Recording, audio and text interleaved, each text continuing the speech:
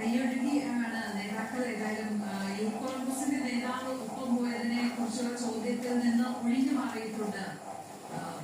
മുട്ടുന്നിൽ Suresh MP. Praveena തുടരുന്നുണ്ട്. Praveena, Neroor Shajeer youth കോൺഗ്രസിന്റെ ജില്ലാ അധ്യക്ഷനാണ് രാഹുലിനെ അനുഗമിച്ചത് എന്നാണ് മനസ്സിലാകുന്നത്. അദ്ദേഹത്തിന്റെ കാറിലാണ് രാഹുൽ മാങ്കൂട്ടത്തിൽ എത്തിയത്.